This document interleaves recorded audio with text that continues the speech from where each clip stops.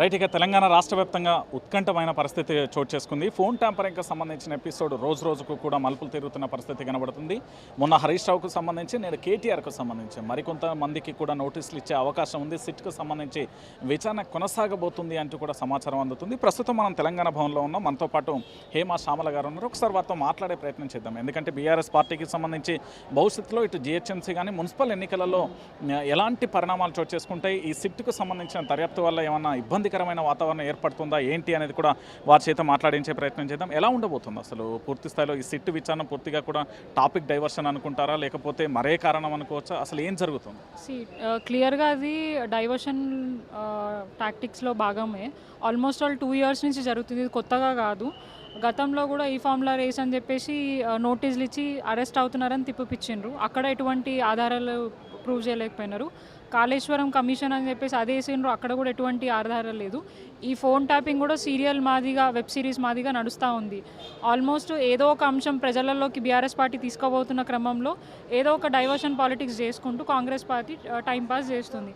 నిజంగానే దాంట్లో ఏమన్నా జరిగింది అని అంటే వాళ్ళ దగ్గర అధికారం ఉంది, అధికారులు ఉన్నారు, అండ్ వాళ్ళు చేయాలనుకుంటే ఏదైనా కూడా చేయొచ్చు.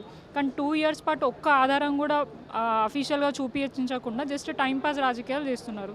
రీసెంట్గా చూసిండ్రు, ఓ మంత్రుల మధ్యలో లొల్లిలైనాయి, ఒక స్కామ్ గురించో దేనికో. వాళ్ళు బయట లొల్లి చేసుకుంటే దాన్ని హరీష్ రావు గారు ఎక్స్పోజ్ చేశారు. ఇదే కాదు, గతంలో హిల్టు పాలసీ కానివ్వండి, మూసీ కానివ్వండి, మన హైదరాబాద్ యూనివర్సిటీ ల్యాండ్సే కానివ్వండి, హైడ్రాకి సంబంధించి ఇట్లాంటి ఎన్నో ఇన్సిడెంట్స్ జరిగినాయి.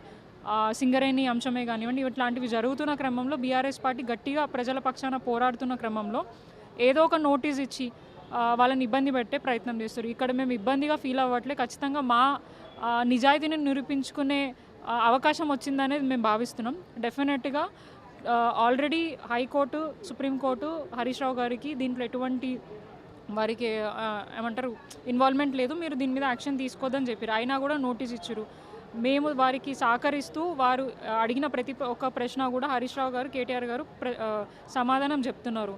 ఇప్పుడు ఇక్కడ మాకేమనిపిస్తుందంటే అధికారులు మా నాయకులకు చెమటలు పట్టించే విధంగా ఉన్నట్టు లేదు, మా వాళ్ళే వారికి చెమటలు పట్టే విధంగా కూడా ప్రవర్తిస్తున్నట్టు అనిపిస్తుంది. ఎందుకంటే నిమిషంకి బయటికి పోయి ఏం అడగాల భయం అవుతుంది అని ఇట్లా సమాధానం చెప్తున్నారు, అట్లా సమాధానం చెప్తున్నాను. లాస్ట్ టైం హరీష్ రావు గారు మీటింగ్ పెట్టినప్పుడే మనకు అర్థమైంది.